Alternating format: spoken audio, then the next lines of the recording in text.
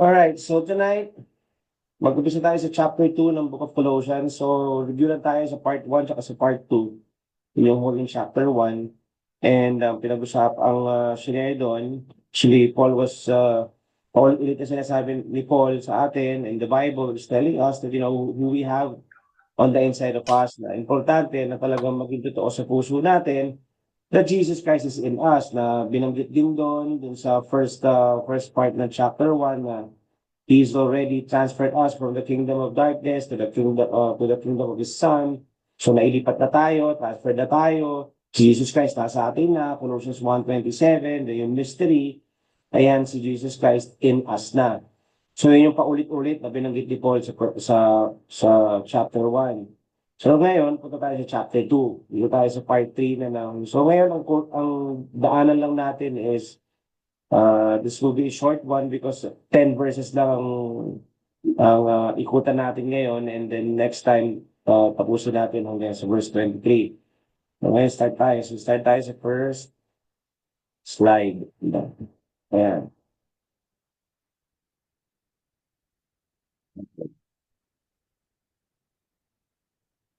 Sabi dito, verse 1. Colossians 2, verse 1. For I want you to know what a great conflict I have for you and those in Laodicea, and for as many as have not seen my face in the flesh. So sabi ko kanina, binanggit ko sa inyo, sa chapter 1, alam naman natin, sa first part ng chapter 1, binanggit din, alam naman natin na hindi pa talaga naninit ni Paul, yung taga Colossians. No, it was not him na nakapag-evangelize sa kanila, it was Epaphras. Yun sa part 1 natin na na-discuss ko. Siya ang nag-preach ng word sa kanila. So somehow, sinasabi dito ni Paul, somehow parang he's a bit concerned na sinasabi niya parang as to whether parang syempre, hindi pa niya nakikita, hindi pa niya nakilala talaga ng gusto, although dumating lang yung report sa kanya, na okay nga sila, na talaga kaya nga he's been praying for them.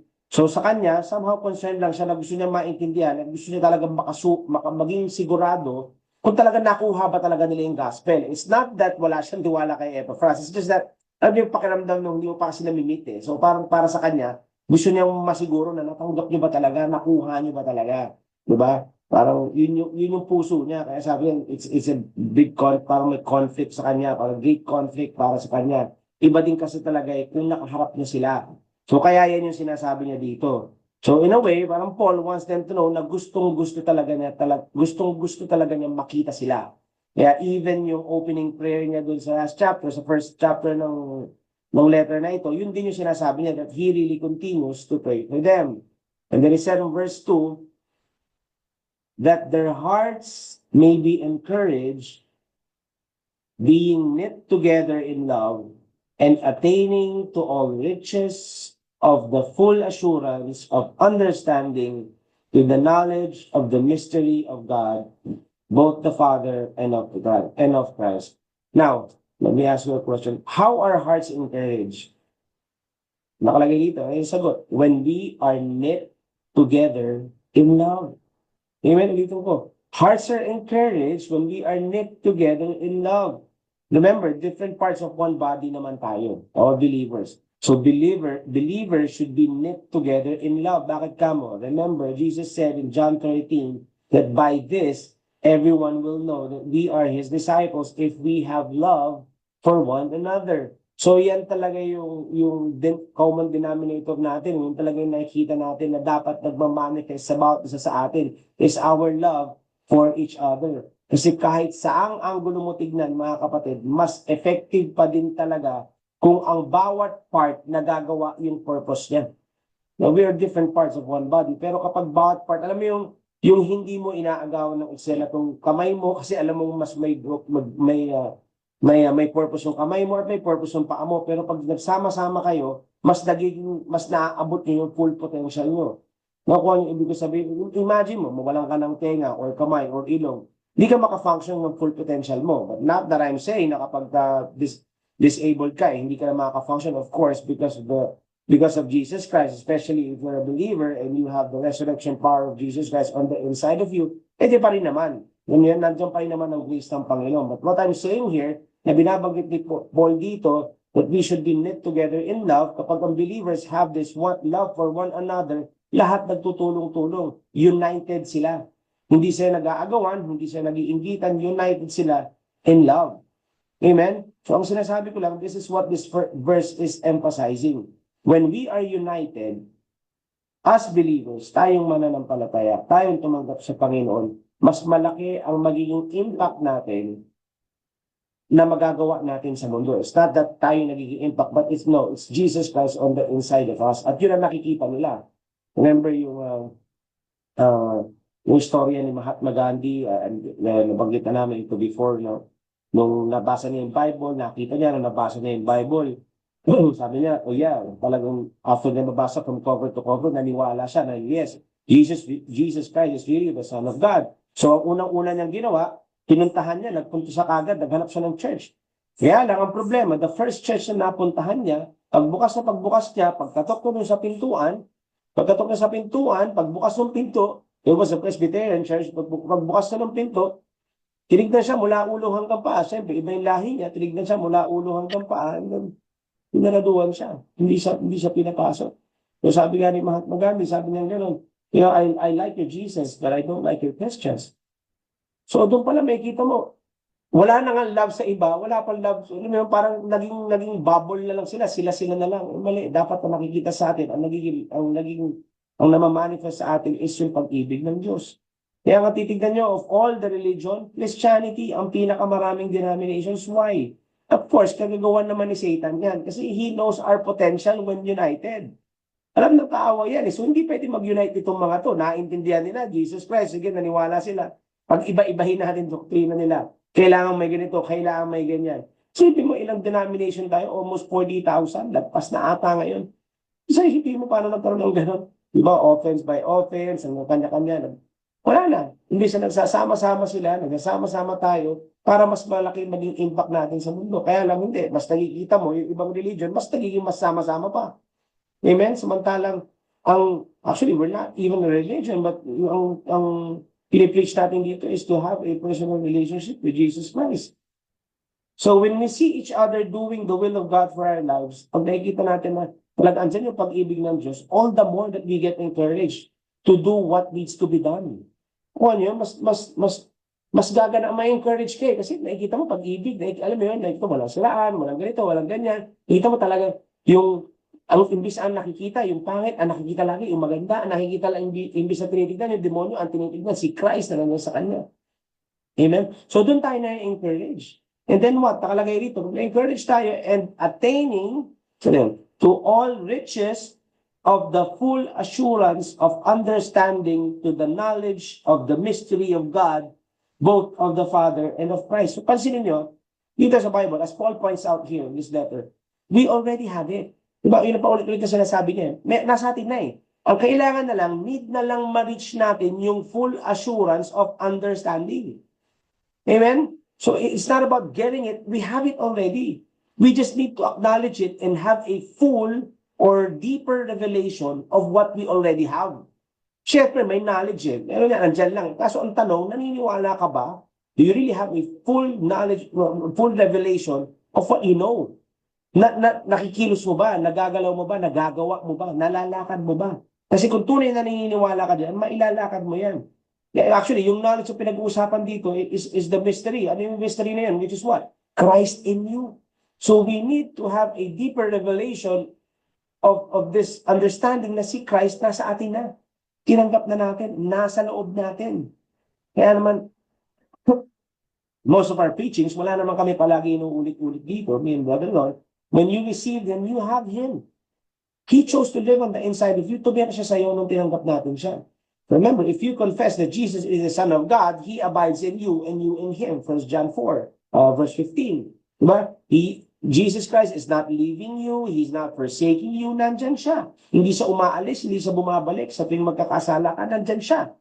Amen? At siya rin na nagtuturo sa iyo. Of course, it's also the grace of God that leads us to deny ungodliness. Kaya natin hindi nagagawa yan. Kaya nung simula nung tinanggap natin ng Panginoon, we started to hate sin. Dahil wala na yung sin. Sin is not living in us anymore. Amen? So hindi ka iniiwan ng Panginoon pag hindi ka umattend ng church, hindi mo kabawasan sa love ni Lord sa iyo yun. Also, syempre, hindi naman din namin sinasabi na in-encourage namin sa ito not to attend. Of course, may mga pros din naman ng pag-attend. You have an atmosphere of faith, magsasama-sama, and the Bible also says that. And of course, ang word ng Lord that He ordained for you to hear, sayang naman if you don't attend. Amen? I'm not saying na magkaiba yun, pero syempre, iba pa rin yung may gathering. Amen? That we get to pray for each other. Actually, here in this Zoom, nagagawa din naman natin yan.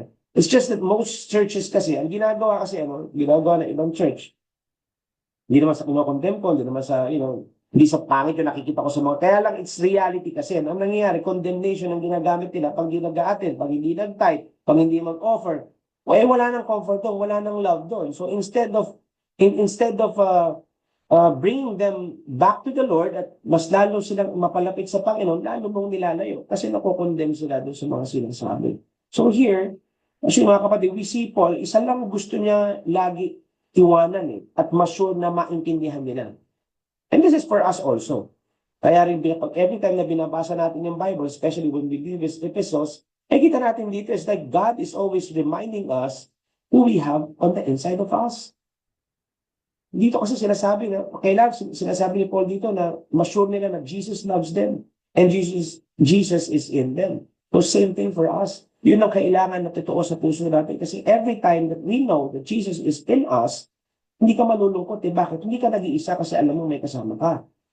Hindi ka mag-aalala kasi alam mo na may provider at may Holy Spirit ka rin who teaches you all things para mabigyan ka ng karunungan sa mga bawat pagsubok na pwede mong daanan, na maaari mong daanan, nandyan siya. So hindi ka kakabahan, hindi ka matatakot, you won't be anxious anymore kasi you know that you have Him with you and in you. Amen? Hindi lang yung basta ina-acknowledge mo na nandyan, kailangan you really understand bakit nandyan siya. Kailangan maintindihan mo ano yung power na meron ka because He's there. Yung purpose. And yung purpose is for us to be able to overcome every tribulation and suffering this world gives and for us to be able to be like Him. Yun yung, kaya nandyan siya, tumira siya sa atin, nandyan siya.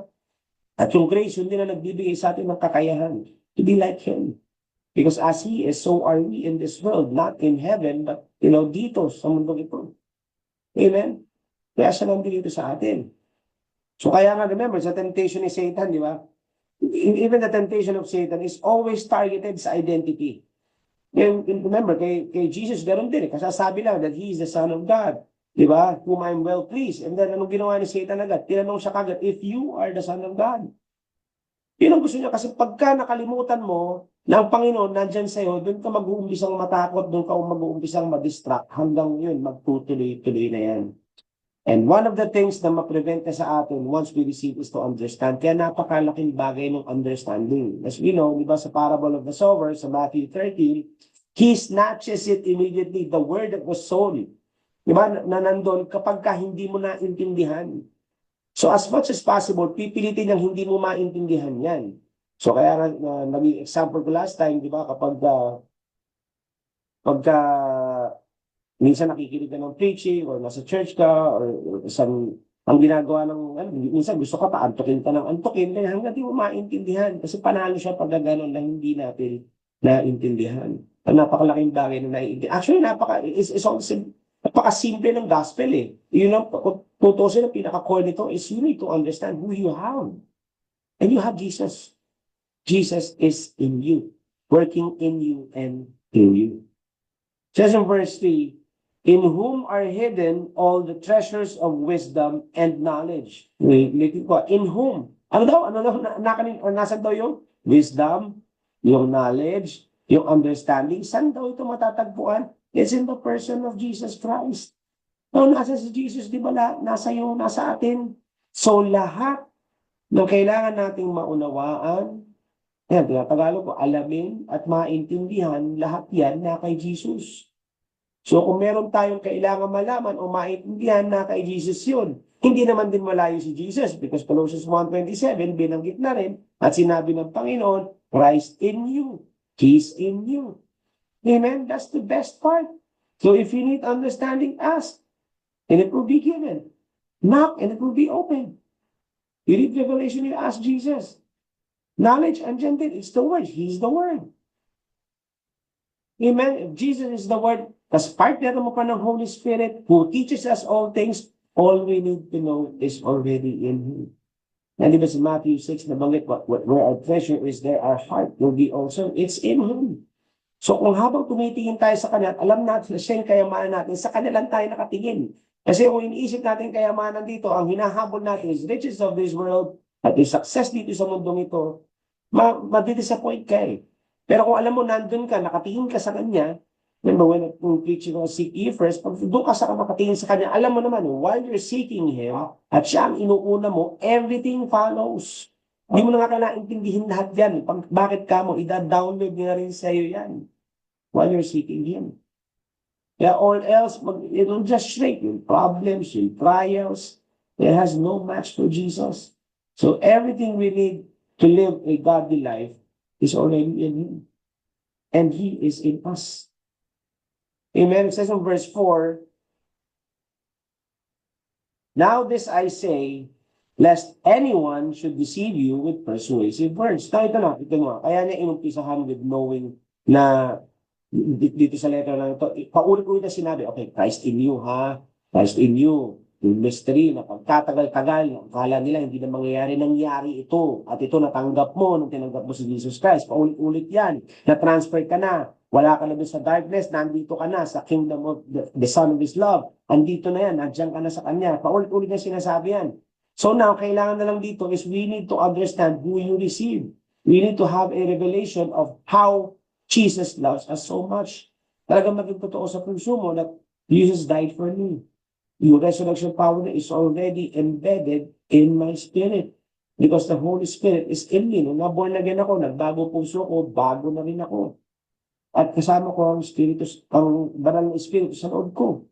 Why? Bakit ka mo? Kasi pag alam natin ito, you won't be easily, kaya ito sinasabi, lest anyone should deceive you with persuasive words. Pag alam mo itong mga bagay na to, hindi ka basta-basta masisway ng mga wrong doctrines at mga persuasive. Yan, mabulaklak na salita yan eh. Sinasabi na hindi ka basta masisway ng mga mabulaklak na salita. Kaya sabi niya, do not be deceived. When you know Jesus and His Word, and this is Jesus, nakafocus ka din, sisik ka sa Kanya. Diba? To be diligent in seeking Him. So alam mo na yung Word. Pag alam mo yung Word at alam mo na Diyos sa'yo, kahit na ano pang mabulaklak na salita nung sasabihin ng ibang tao that is not rooted in the Word, malalaman mo kagad. You won't be easily be deceived. I'm sure problema na nga noon yan, pinawiningan na nga ni Paul noon eh. Hanggang ngayon, ganyan pa rin naman eh. Even sa mga reels, pag titignan mo sa Facebook ngayon, isa mag-scroll lang ako. Daming pastor and even priest pa, mga pari pa, kung ano-ano na tinuturo. Kaya lang meron akong napanood eh. Hamit, talagang okay na raw yung gay dahil daw Old Testament daw yun. Keso Old Testament daw yun. Wala na raw ngayon yun. Kasi kung bawal noon ng pork, ganun din daw. Bawal sa Leviticus kasi nakasulat din doon na man should not lie with a man. So, ngayon, dahil daw yung pati mga part, okay na rin daw because of grace. Okay na, labo. Pero ngayon, hindi mo makikita yung mga yan. Maalam yun, mag-grieve ka talaga eh. Pero, hindi mo makikita yung mga yan kung hindi mo alam yung grace, kung hindi mo alam yung word, kung hindi mo alam yung truth. Sobrang dami yan. And agad-agad, you only be able to spot a lie when you know the truth. Kaya pag hindi natin alam yung truth, at hindi natin alam kung sino si Jesus, and we don't have a relationship with Him na talagang yung sarili natin seeking Him, masisway tayo. Lalo-lalo na kung hindi mo alam na nandyan ang Panginoon sa iyo. Magagaling magsalita eh. Yung iba, ano pa yan, yung iba, naka-abito pa, mukhang credible, magaling mabulaklak magsalita. Di ba? Pero convincing sila. Yan ang warning ni Paul dito. Huwag kayo padala sa mga mabulaklak na salita. You know, we need to know the word. Know who is in you. And Jesus is in you. Heart ni Paul ito, sa sulat na ito. So you need to be grounded. So tayo din. You need to be grounded in the Word. There are even religions now that uses the Word na, actually, may mga religion pa ngayon na New Testament, ginagamit, nire-replace si Jesus Christ. Nire-replace yung pangalan ni Jesus, pinapalitan ng ibang ginagamit naman New Testament, pero hindi siya naniniwala kay Jesus. May mga ganyan. Meron pa nga akong na-meet at a wedding na kapag-anak siya nung kinasal, mas grabe, na talagang parang sa religion nila, para sa kanila, na yung kasal-kasal na ganyan is hinahatid nila yung bride kay Satan. Para sa kanila, gano'n. Ang iniisip nila ngayon, para sa kanila, one God lang sila. Sobrang, ang hirap talagang mawari pa paano nagkaroon ng ganyan, kung saan nila pinagpupulot yan. Pero yan na rin ang sinasabi ni Paul dito at yan ang dapat maging careful din tayo. At hindi natin ma-spot yan pag hindi natin alam ang truth. We must remember, si Satan, cunning yan eh. Satan lang yan kung bumato eh. Alam mo yung simple lang ba? Na, parang alam mo yung sinisiksik niya lang. Parang yung hindi masyadong obvious, isisiksik niya lang na medyo lilituhin ka lang muna. For example, lilituhin ka muna niya sa mga dreams hanggang i-chase mo na yung dream. Lilituhin ka niya muna sa mga glory dust, natuwa ka sa glory dust, hanggang ma-obsess ka na dyan, sa feeling mo, wala na si God pag wala yan. Yung masiyahan ka na dun sa power ng casting ng demons, yes, we cast demons out. Kaya lang, ang nangyari nga, pag wala ka na makitang demonyo, maligdad na. Ang encouragement mo sa demonyo na, imbis na dun sa love. So, yun lang naman ang gusto ng kalaban eh. Di ba? Hello, ang miracles and signs and wonders at mga demonyo, hindi yan ang focus natin. Ang focus natin is Christ in us. Si Christ ang focus natin. But all these things, so miracles, signs, wonders, yung mga bagay na yan, it follows you. Sumusunod yan sa bawat pupuntahan mo. Bakit ka mo? Kasi si Jesus nasa iyo. At kung si Jesus nandito sa mundo, yan naman ang ginagawa niya. Amen? So focus natin is what? Christ in us. Christ in you. The hope of glory. Because Satan just wants us to take our eyes off of Jesus. Yun lang naman ang gusto niyo gawin. Maalis ka lang ng tingin ba? No? Doon ka, bumaling ka ng tingin sa iba. Doon ka na, yun na i-chase mo. Huwag na si Jesus. Huwag mo na siyang hanapin. Okay na yan, naintindihan mo na, tinanggap mo na siya. Okay na yan, dito ka na. Ano yun? That's it.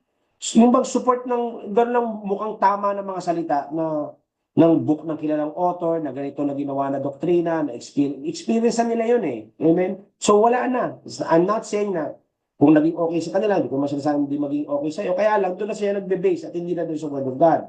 Remember, walang steps ang pagkakakilala sa Panginoon. We all have a unique relationship with God on how God talks to us. So we need to find it ourselves. Amen? It's all based in the Word. Faith comes by hearing and hearing by the Word of God. So di tayo kailangan, actually hindi nga tayo kailangan pilitin ni Satan para gumawa ng mali eh. Pwede niya lang gawin, utuin niya tayo into thinking that Jesus is not there. Yun lang naman eh. Oh, wala si Jesus dito, nandun, nabulin. Alam mo yung gano'n? Pero nakakalimut, teka muna, di ba Christ in me? Simple lang yan. Pero maraming nalulusutan dyan. Isa pa yan, sa kabilang banda naman, sumobra naman. Wala na daw Satan. May gano'n naman. May mga gano'n namang mga salita. May mga gano'n namang kumakalat. Wala na raw Satan. Wala na daw demonyo. There still is. Wala nga lang laban sa atin. Yes, may demonyo, pero wala na silang laban sa atin. Amen? Wala sa ilalim mo siya ng mga paa natin. Just to cut it short, this verse is just saying, don't be deceived. We need to know the word and we need to truly understand it. You can never recognize a lie pag hindi mo alam ang truth. So we need to be grounded in the truth. Amen? So syempre, yan, truth yan, always in love. Kasi isa pa yan. Minsan yung truth na yan, ginagamit din yan, yung truth, ginamit mo, wala namang love. So ang ginagawa mo, pinupukpok mo naman doon sa mga tao, pinupukpok mo naman doon sa Kristiyano yung truth. O paano ngayon nila tatanggapin yan? Kakapukpok mo, di lalo nilang hindi naintindihan. Kasi bakit? Wala nang love. Kaya lagi ko sinasabi, it's not about what you know or what they need, it's how they'll receive. You get? Parang, ito yan eh, lalong-lalo na especially sa mga family, ganyan. Especially pag family mo, na gusto mong ma-evangelize, kailangan with the help of the guidance of the Holy Spirit pa rin. Yes, alam mo nga ito. Yes, alam mo nga ang kailangan nila. Pero ang tanong doon, matatanggap ba nila? So, sino magbibigay ngayon sa'yo ng karunungan upang matanggap nila yon? Kung sino magbibigay sa'yo ng mga right words to say? Minsan nga, you don't even need to say a word. Ang kailangan na lang is ikaw mismo, yung buhay mo. Then yun na mismo ang magbibigay sa kanila at para tumingin sila lalo kay Jesus. Kasi nakikita nila, hindi na nila, kumbaga, parang nakababasa na nila yung Bible sa pamamagitan ng mga kilos ko. Amen? Go to verse 5. It says in verse 5, "For though I am absent in the flesh, yet I am with you in spirit, rejoicing to see your good order and the steadfastness of your faith in Christ." So here we can see that through prayer, parang si Paul, through prayer, nakikita nila sila. Ano yung steadfastness ng faith ng mga Colossians, nakikita niya na talagang, oh, grabe yung faith itong mga to, kaya nga he's always praying for them. And it says in verse 6, "As you therefore have received Christ Jesus the Lord, so walk in Him." Ito yun eh. You know, after we received Him, He lived in us. He has forgiven us. Kaya na-forgiven na tayo, na-deliver tayo, na-heal tayo, na-prosper tayo, but everything is all in the Spirit. So, kailangan ma-manifest natin yan sa labas. Paano ngayon ma-manifest sa labas yan? Kailangan mag-align ngayon according to the proportion that our soul is prospering. So, anong ibig sabihin nun? Kailangan yung soul mo nag-a-align dun sa sino ka in the Spirit so that we may be able to walk in Him. Lalakad tayo so we are able to walk in the newness of life. Kailangan lumakad tayo. So, pagka alam mo yan, kailangan lumalakad ka as forgiven. Naku nyo, kapag ka naintindihan mo forgiven ka, kailangan lumalakad ka as forgiven. Hindi ka nag-iisip na, naku, kailangan patawa ng Panginoon, naku, kailangan ganito. Hindi yung sinner ka lagi na nanghihingi ng tawad. Pinatawad ka na nga 2,000 years ago eh. Kung hindi ko sinasabi na hindi ka pwede mag-sorry kayo, syempre pwede, may lambig tayo sa Panginoon eh. Pero ang tinutukoy natin dito, pag alam mong forgiven ka, mas ayaw mong magkasala eh. Kasi bakit ka mo? Kasi alam mo kung anong kabayaran ng kasalanan na yun. Bakit uulit ka pa? Bakit ka pa gagawa? Amen? So the more you think you are forgiven, you will hate sin. So kailangan, katulad na, we must walk in Him as, parang we walk as delivered, na hindi yung daily deliverance. Well, lang ganun eh. You were delivered. Delivered ka na eh. Nung na-forgive ka, forgiven ka, healed ka. So we just need to enforce what we already have. Ang nangyayari kasi, most Christians, dinadagdagan pa din kasi nila ng works to earn, na wala, parang, especially nga, pag born again ka, pag tinanggap mo na, bago na nature mo eh. Kaya kailangan, actually yun, ingrained na lang sa isip ng tao yun eh. Sa mind na lang yun. Actually, sa soul na lang yun eh. Kaya yun dapat na nire-renew natin. Yung works follows when you know that He is in you. Pero hindi ka nag-work or hindi ka nag-earn ng merit para gawin itong bagay na to para manatili siya sa'yo. Nandiyan siya sa'yo. Amen? Hindi yan work para pumasok siya ulit dahil umalis siya. Amen? So kailangan maging we are able to talagang maging totoo sa puso natin na andyan siya. Kung may iba pa, sinasabi na once saved, always saved pala yan, pastor, ganyan, osas there. You know what? Isa lang masasabi ko dyan eh. Remember, sa Romans 8, binanggit doon that neither death, nor life, nor angels, nor principalities, nor powers, nor things present, nor things to come, ni height, no death, nor any other creature shall be able to separate us from the love of God, which is in Christ Jesus our Lord. So walang pwedeng mag-separate sa atin sa love ng Panginoon. Actually, we are the ones stepping out of His love when we look to the past. Pag bumalik tayo sa nakaraan, so yun ang nangyayari. Pero He doesn't stop loving us. Amen? Hindi siya pinitigil na mahalin tayo. So, ang nangyayari, pag nakokondem ka, yun ang ginagawa mo, lumalayo ka sa pagmamahal niya. Although pagdating niya sa one save, always save, simple lang yan eh. Para sa akin, ang paniniwala ko dyan, ito lang yan. Pag ikaw anak ka lagi.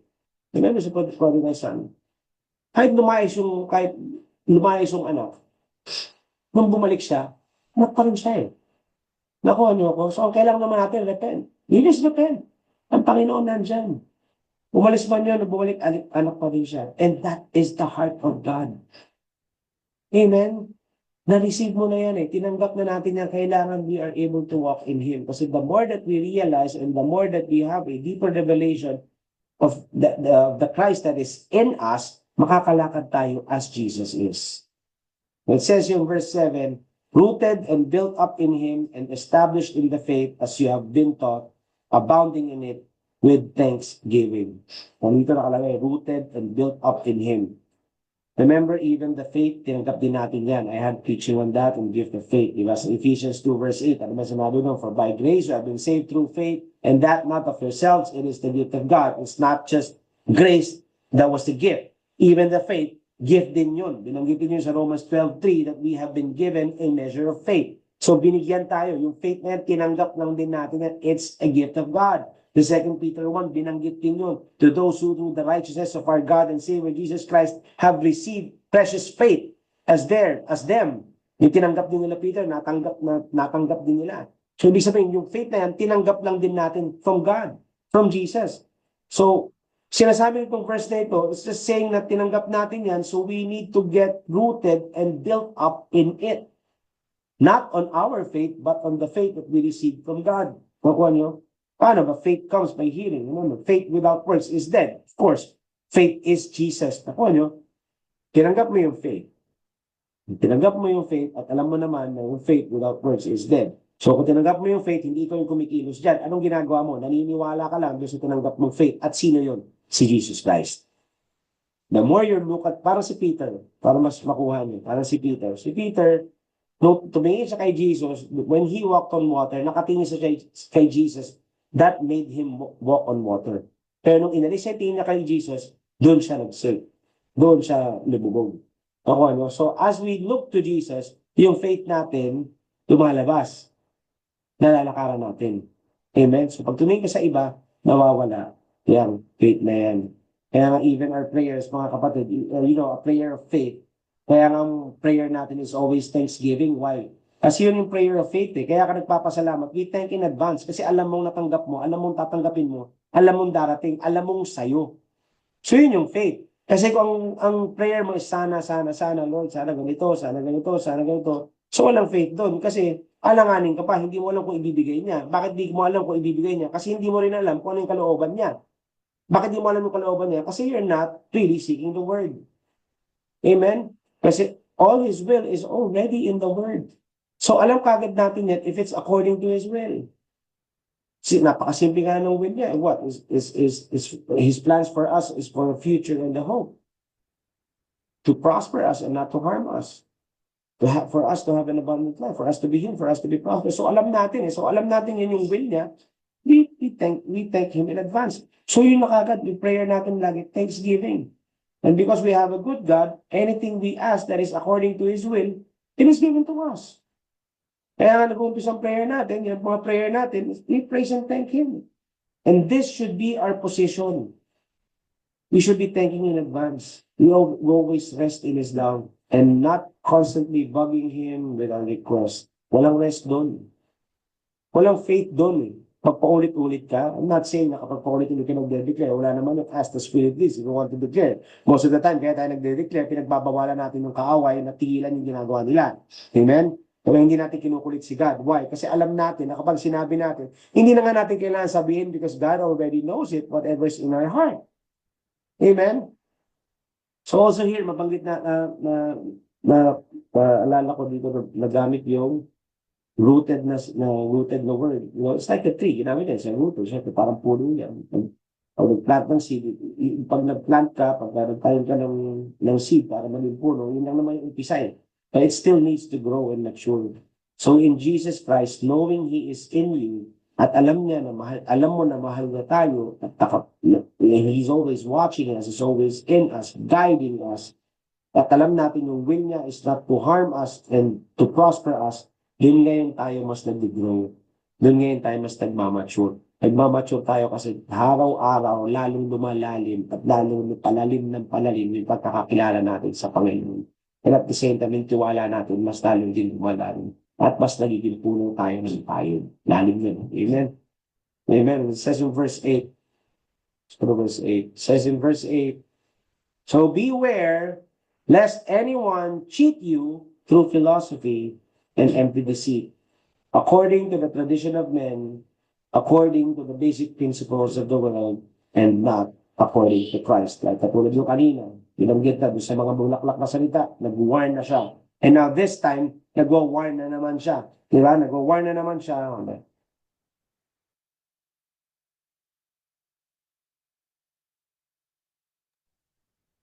Nag-warn na naman siya na yung salitang, actually, yung salitang beware dyan, it means to be on guard. You need to be on guard. So kailangan alisto ka. It's like you're in a war. Yung binanggit na rin to be, parang ang meaning niya, it's like you're in a war, parang ka nasa gera. Na, be alert, check your surroundings, check kung maigi, baka masintayan ka dyan, baka tamaan ka ng bala dyan. Or, di ba? At that time, syempre, baka may kalaban sa likod. Kailangan be on guard tayo dyan. Kasi may kalaban eh. Hindi mo alam kailan darating, kaya kailangan alisto ka. Importante, alisto ka, aware ka sa surroundings mo, aware ka sa mga lies niya. It's not that nakafocus tayo sa kalaban. Ang importante lang, alam natin yung mga atake niya, alam natin yung mga schemes niya. Alam mo yung paumpisa pa lang siya, alam mo kung ano yung ginagawa mo. For example, yung offense, kaya nga, one of the teachings is offense, kasi yung offense, kapag hindi alam ng tao na yung offense, armas ng kaaway yan, hinahayaan lang nila yan. Hanggang nagugulat sila, may unforgiveness na sila, may bitterness na sila, hanggang mamaya-maya, severed na relationship nila, hindi nila namamalayan. Kasi yun, actually, breeding ground ni Satan yan. So, kailangan alisto tayo. hindi nga tayo nakafocus sa kanila, pero kailan, hindi rin tayo ignorante sa mga schemes and devices niya. Amen? So sinasabi na dito, talagang may laban eh. Pero kung may laban man, asan yung laban eh? It's on the mind. Yung sa isip natin. So we need to be alert with the wiles and the fiery darts of the enemy. Yung word na cheat yan, actually, ubos, ang ibig sabihin, ubos. Ang tawag nga dyan, budol eh, sa Tagalog. Is the word spoil. Ubusin ka, nanakawang ka, bibiharin ka. It's like snatching you away from the truth. Just because pagka nakakuha mo, naintindihan mo na, kaya lang, because of that, philosophies, dyan ngayon, ano ba yung philosophies? Actually, uh, word na pwede natin palitin sa philosophy, it's just simple mindsets. It's just mindset. Mindset yan. It's what you believe. Yan lang yun eh. And empty deceit. So saan lahat ito? It's all in the mind. Sa thoughts. Sa thought life natin. So tulad ng sabi ko kanina, yan lang kayang gawin ni Satan is to deceive us. Is to deceive you. So wag kang padideceive. Madideceive ka lang naman. Actually, the word deceive. Pag-deceive ka, hindi mo alam deceive ka. Deceive ka nga eh. So paano kayo may iwasan yan? Paano kayo mapiprevent? We need to know the truth. You need to know the word.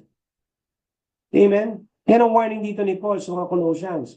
Yan din ang warning sa atin as we read this. Alam mo yung panahon kasi na yan, sobrang law-based mentality pa din ng mga tao. Kahit natanggap na nila, hindi pa rin nila mapigilang ihalo pa din yung law. Kaya pa ulit-ulit na sinasabi ito ni Paul. At hanggang ngayon, ganyan pa din naman. Until you have this revelation of Christ in you at yung finished work niya, why He died on that cross, at ano yung kasama niyo sa cross na yun, nung namatay siya, that is not just the forgiveness of sins, that is so much more. Kung ano yung grace na yan, it's even His strength, His ability, and His power is already working in us. Pag naintindihan mo yun, that's when you get freedom. So yung iba kasi, parang, ito nga masakit, yung iba nga, alam nila na patawad sila, pero hanggang ngayon, yung freedom from sin, hindi pa rin nila nagagrasp. Sa inyo nagagawa ng mga maling katuruan. Ngayon ang normal sa tao, maghahanap pa rin talaga maghahanap pa rin talaga ng mga gustong gawin. Amen? So remember, obedience today is now a fruit. Well, of course, in the Old Testament, ng obedience, talagang requirement yan, especially in the blessing, requirement yan. Kailangan, nagawa mo, kailangan you diligently hearken the voice of the Lord. Talagang lahat, ng mga commandments, lahat, nagagawa mo. Kasi kung hindi mo nagawa, may curse ka naman. Yun ang requirement noon eh. Kaya lahat yan, na-fulfill lahat ni Jesus Christ yan eh. Kaya dahil tinanggap mo si Jesus Christ, na-fulfill mong lahat yan. Now, yung obedience kaya is only in His Word. Amen? Yung mga word na sinasabi niya sa atin, yung mga pinagagawa niya sa atin, at kaya ka nag-o-obey ngayon kasi natanggap mo muna siya. Naintindihan mo, ba't siya namatay at namatay siya para sa iyo? And the life that you now live is in Him. Buhay niya na. Amen? So yan sinasabi ni Paul dito na kailangan yung mga philosophy na yan, don't be deceived with that. Yung mga Murphy's Law na, may mga sinasabi kapag may mga yung mga pagdahuli ka sa pila, palaging gano'n, may mga gano'n pa, mga kung ano mindset. Lalo yung mga traditions na hanggang ngayon, may mga tradition pa din na di mabitawan. Yung mga pagtirik-tirik ng kandila sa harap ng bahay, pag-araw ng patay. Diba kung ano-ano pa. Pagkatok-katok sa kahoy. Yung araw, pag iihi ka sa sa mga biyahe, tabi-tabi po, may mga ganyan, di ba? Nasanay ka dyan eh. Diba, ginawa ng lolo't lolo mo, ginawa ng, napasa-pasa na eh. And praise God, na lahat tayo yan, nagbago natin, born again natin, tinanggap natin ang Panginoon, alam natin na wala na yung mga yan. Di ba? Yan yung freedom. Kasi nung araw talaga, pag sinabi mong tabi-tabi po, talagang kulang na lang, talagang hindi ko, parang tilulundagan mo pa yung lahat ng dinadaanan mo eh. Di ba? So, walang freedom doon. So we need not to be deceived kasi we know better. So don't be run by the principles of the world. Doon tayo lagi sa godly principles. At ano yun? It's according to Christ. So actually, Paul is even saying here, it's not even principles anymore. It's a person. It's a relationship with Jesus, knowing that He is in you. Kasi pag gano'n ang pagkakaalam natin, o sa puso natin ito, that makes you who you ought to be. Sino? Si Jesus Christ. Kaya mo nagagawa yung ginagawa mo ngayon. Kaya ka nagbe-bear fruit. Kasi it's because of the Jesus that is in you. It's because of Jesus. Amen? Kaya mo ginagawa yung ginagawa mo ngayon. Hindi mo ginagawa yan para magka-promote ko sa kayo. Ginagawa mo yun kasi punong-puno ka ni Jesus. No, nag-uumapaw ka eh. Kaya hindi mo mapigilan yan. Hindi mo pigilan tumulong. Hindi mo mapigilan. Basta sobrang, it's just out of love. It's just out of love. At ang sarap-sarap mabuhay ng punong-puno ng pag-ibig.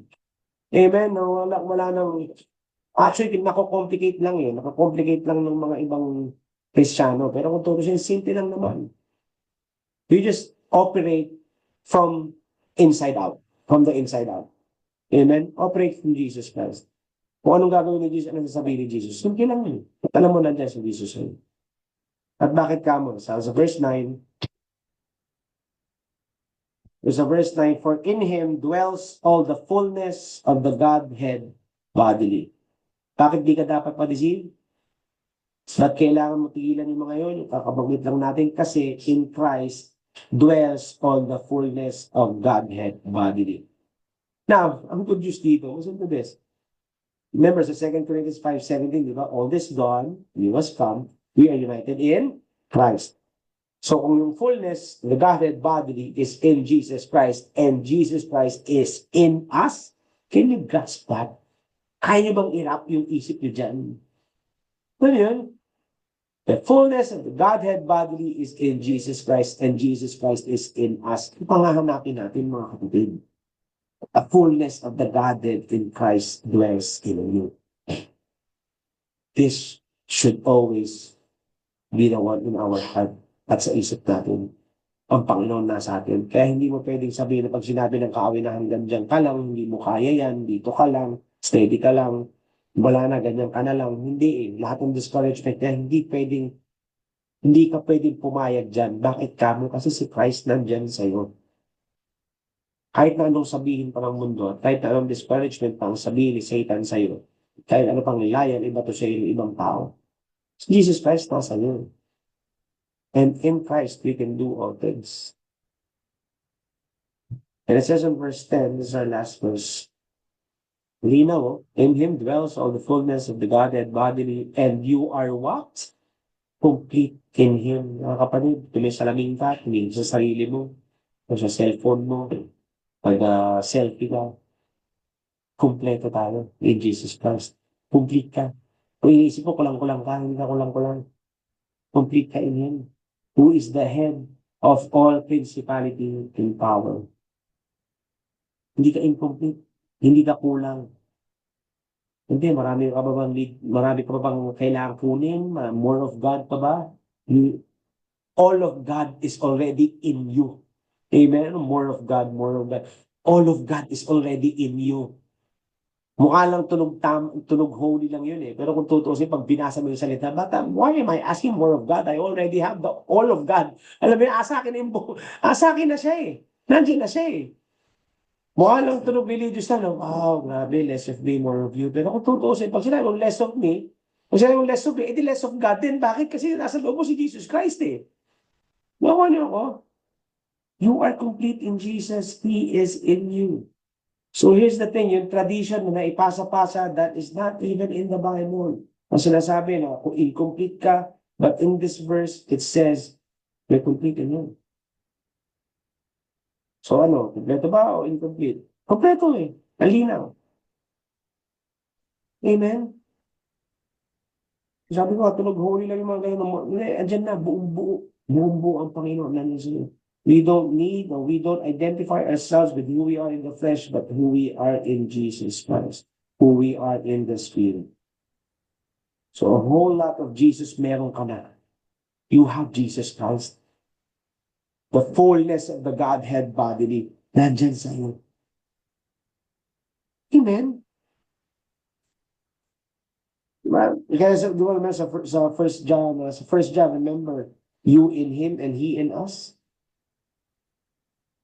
Amen. Alam mo yung word complete dito, alala ko itong word complete dito, in the Greek, it literally means to replete, which means abundantly supplied, abounding. Amen? Abounding ka, hindi ka lang kompleto, abounding ka. Abundantly supplied ka. Punong-puno tayo in Christ. Tagalogin ko, umaapaw ka kapatid. Sinasabi man ng kaaway na hindi, mukhang simot ka ngayon, hindi, mukhang tibos ka ngayon, hindi. Maaari yung flesh natin, yung katawan natin, medyo napapagod yan. Pero in the spirit, punong-puno ka kapatid. Now, in order for this to manifest, we need to renew our minds. Kailangan natin i-renew ang mga isip natin. It's all there. Friends, happy na lahat yan. kailangan natin baguhin ang mga isip natin. And it takes a lot of unlearning from the traditions and learning everything we receive in Christ. Hindi lang basta when we renew our mind, hindi lang yung basta bagong kaalaman. Marami rin kailangan tanggalin. Kaya nga yung word na renew. Actually, yung word na renew dyan is the word renovation. The word renovation. Pag nag-renovate ka ng bahay, actually, pag nag-renovate ka ng bahay, may mga tinatanggal ka dyan na hindi na pwedeng magamit. Kailangan tanggalin. The same thing na mga dyan sa mga isip natin, yung mga strongholds din dyan, na kailangan tibagin, kailangan tanggalin. At ano yun, parang ngayon sa ganun, mas ma-manifest natin kung sino ang meron tayo in the inside of us. And that is Jesus Christ. In you dwells the fullness of God, the body, because Jesus is in you. Amen? So guys, that's what I have for you tonight. I pray that you got something out of it. So kung titignan nyo, halos paulit-ulit na sinasabi niya rito, pagdaanan natin Ephesians is all the same thing. Pero mas gaganda lang ito pagdating sa 3 and 4. Medyo exciting doon, especially doon sa mga married couples. Magandang magandang pakinggan niya, you know. When I preach, para ko na rin kasi nakikita yung kabuuan. Ano? So I pray that ganun din kayo. No? When you read the word, it's like you're watching it, parang napupunta kayo. Para super book ba? Pag binabasa niyo, nakikita niyo nangyayari. That's what I have for you guys tonight. I pray that you got it, and I pray na kung meron man kayo mga discouragement, meron mga lies na mga naglilinger dyan sa isip ninyo, na meron mga maaaring may mga ibang tao na nagagamit, may mga tao na nagagamit para ma-discourage kayo, i-look past nyo yun, hindi naman yung tao yun. We don't wrestle against flesh and blood, but against principalities. So, yung mga kaawa, yung demonyo yan, yung mga spirito yan, na hindi na dapat natin pinagpapapansin yan, dahil unang-una ang dapat natin pinapansin is si Kristo na nandiyan sa loob natin. Amen? Pagkat si Kristo, tapat yan. Hindi na naiiwan, hindi na napapapaya. So, that's what I have for you guys. You know. Si Setcho yata niya, no? Setch, are you there? Or are you still driving?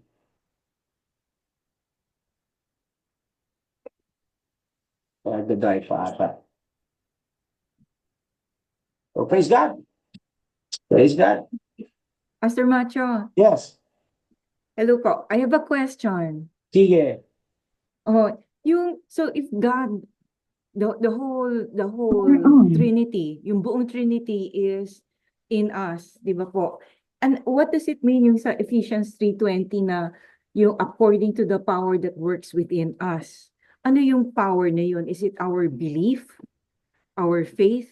It's the power of Or- Jesus Christ. It's the grace.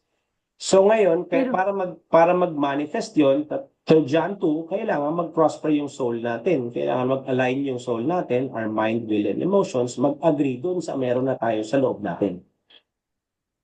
Okay, kasi we already have everything eh. Yes. So yung parang, ano pa yung according to the power? Parang may parang, di ba? Parang there's an implication na it's dependent on something. Actually, Parang, yung power na yun, actually, it's already on the inside of us, according to the power that works in us. So in order for that to work, kailangan maniwala ka na nandyan. ayun, yes. Yun. So it's just that. yung belief, oo. Yeah, Okay. ganun pa rin. Kailangan mag-align. Kailangan maniwala ka na nandyan. Kasi hindi siya mag-work kung alam mo lang na nandyan, pero hindi ka naniniwala na kaya mo. Right? Yung same thing, parang Yes. si Jesus Christ naniniwala na kaya mo, kaya lang ikaw ayaw mo maniwala na kaya mo. So Oh, kailangan, yun, yes. o doon pa rin, kailangan Yes. mag-align yung soul natin. Align yung mind and will. Oo. Amen. Okay. All right. I'll share lang something. Sige, go. Parang may revelation lang ako short about parang ano yun? Yung the word became flesh. That phrase, the word became flesh. He became flesh, di ba po? Jesus became, the word became flesh. Pero when we meditate on something and we want to obey and believe and stand in His word, parang the word becomes flesh in us. Parang ganon, the word. Hindi ko alam kung paano explain, but I got a revelation that the word becomes alive in our flesh. Yung parang, ewan ko kung gets nyo.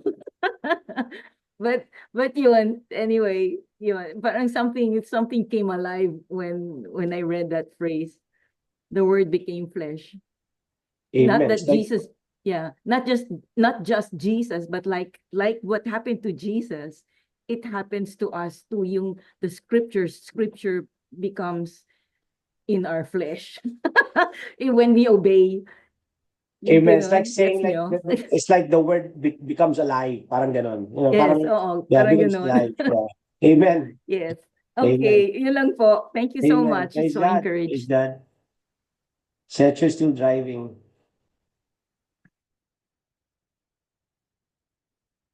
So I pray may nakuha kayo tonight. Do we have any questions, comments, praise reports? Kung meron man, you need prayers. Anyone need prayers?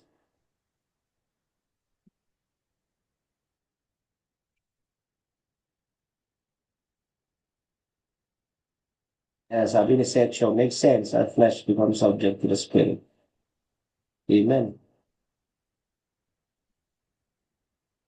Hindi ikaw nagda-drive, I'm sure. Kasi nakapag-text na kapag nakapag-type ka eh. You're just on the road. Ayun. Alright.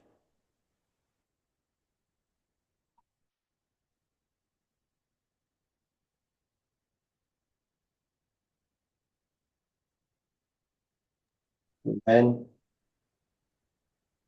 So, kung wala ng questions, kung walang prayers, we'll close in prayer. I think nakuha naman. So, pag nilay-nilayan na lang natin yan, ang importante, maging totoo sa atin. Alam ko naman totoo na sa inyong lahat, pero kailangan lang reminder. Kasi minsan, when you start to worry, nalilimutan mo that Christ is in you. When you start to be anxious, nalilimutan mo na Christ is in you. Ganyan. So, every time na may mga ganyang attack, paalala mo na, Christ is in me. Kahit ano mo, declare mo, Christ is in me, Christ is in me, kakaganon mo, and then you speak in tongues, you pray in tongues. Mamaya-maya, delete na yan. Mamaya-maya, revelation comes. Amen?